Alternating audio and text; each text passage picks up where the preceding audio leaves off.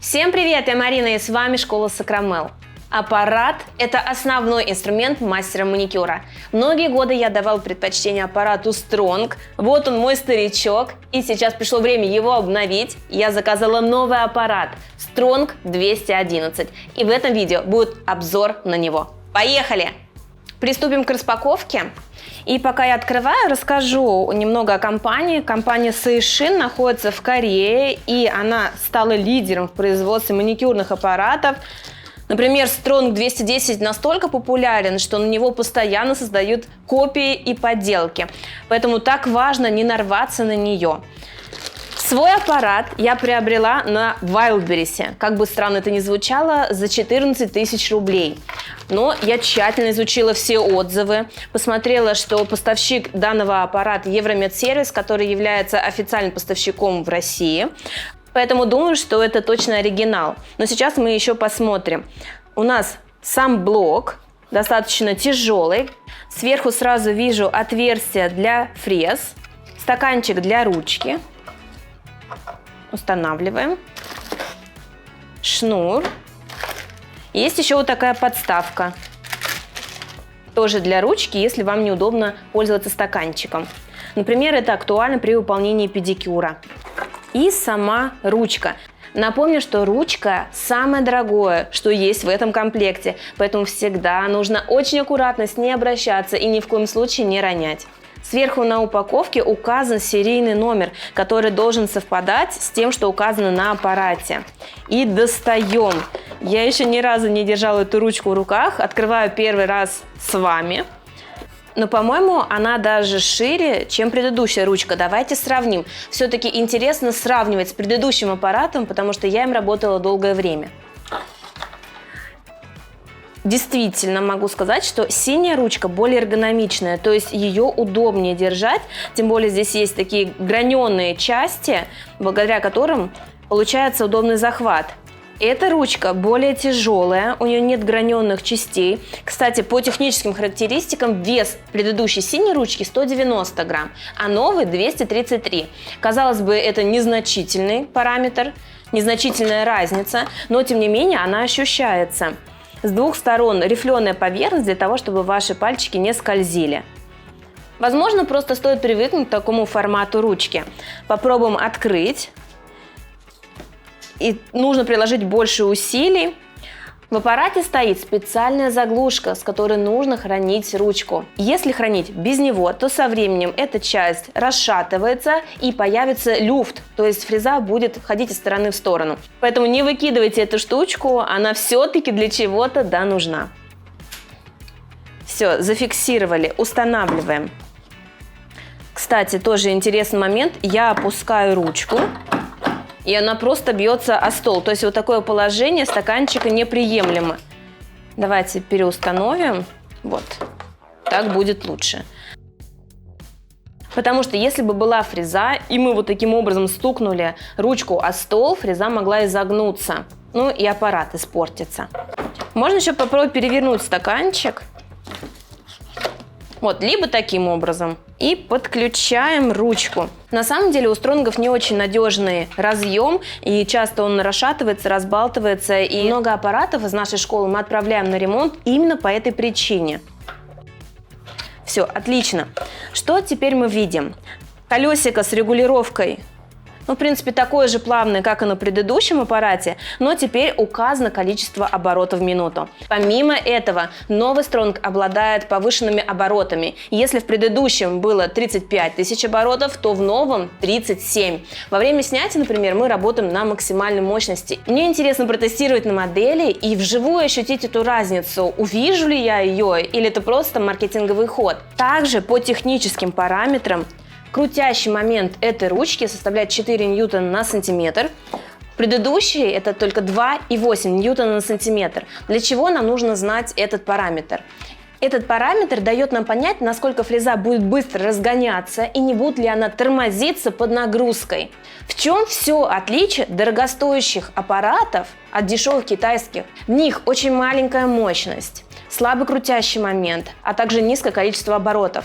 Поэтому, когда вы начинаете снимать материал, фреза зарывается в покрытие, и клиенту неприятно и часто горячо. Помимо этого, снятие происходит не так быстро, как того хотелось бы.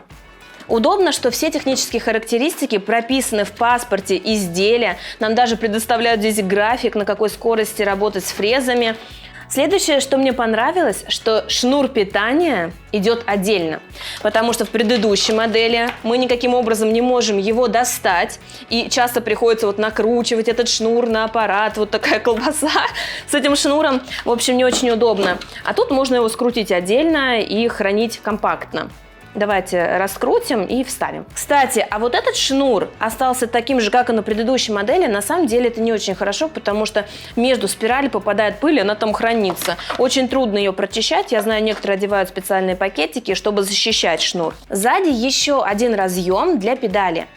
Мой набор не предусматривает ее, поэтому стоимость была ниже. И что самое грустное, я не смогу использовать свою старую педаль, потому что у нее другой разъем. Это как в айфоне, любое изменение не позволяет пользоваться предыдущими аксессуарами. Будем ждать, короче говоря, переходник с одной педали на другую. Но на самом деле педалями не часто пользуются, они нужны в скоростной технике или для выполнения педикюра. Иногда пригождаются. Например, когда я участвовала на чемпионате и нужно было работать на скорость, я использовала педаль. Это действительно сокращает время.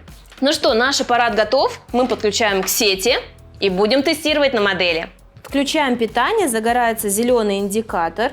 Откручиваю против часовой стрелки. Да, конечно, туго идет. Возможно, со временем разработается. И против часовой закрываем. То есть у нас теперь не один щелчок, а как будто бы два. Поворачиваю колесико и вижу, что даже на самых минимальных оборотах фреза начинает вращаться.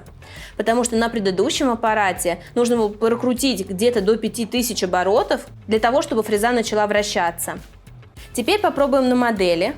Буду работать без пылесоса, чтобы вам было слышно. И я сразу включаю максимальную скорость. Действительно очень низкая вибрация и малый шум. Вообще, когда аппарат новый, они, конечно, все практически бесшумные, но это я, конечно, утрированно говорю, но достаточно тихие. Теперь нужно поинтересоваться у моей модели, не горячо ли вам? Нет. Говорит, что нет, не горячо. На самом деле снимать действительно классно, прям как по маслу. Насадка вот как будто бы парит над поверхностью. Подписывайтесь в социальных сетях. Там вас ждет еще больше полезной информации. Сейчас пробую снимать то на 30 тысячах оборотов, то на 37. И действительно на 30 насадка не так быстро убирает покрытие. На 37 очень мягко идет. И теперь попробуем выполнить маникюр. Обычно я работаю на скорости 15-17 тысяч оборотов, поэтому поставлю положение между 15 и 20 тысячами.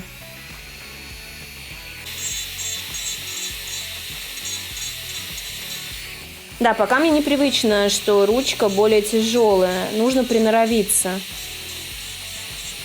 Переключаем направление вращения, реверс. Звук на реверсе уже другой. Хотите развиваться и знать больше о маникюре? Приглашаю в базу знаний школы Сакрамел. Более 20 видеокурсов по цене одного с получением сертификата. Они доступны по всему миру. Для подробностей переходите по ссылке в описании. Ради интереса давайте сравним звук двух аппаратов. Положение реверс. Значит, первый 25 тысяч оборотов. И старый аппарат.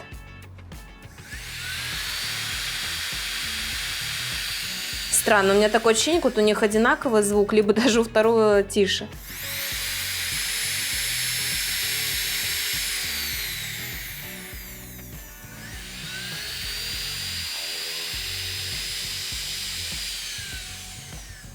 Сняли покрытие, выполнили маникюр, и ручка уже начала нагреваться.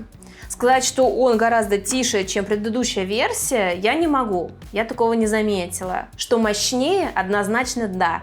А вообще я люблю всякие новинки, пробовать их и тестировать. Надеюсь, вам понравился мой обзор. Если хотите узнать, как работать аппаратом, как выполнять маникюр, то смотрите это видео. Но я желаю всем успехов. Пока-пока!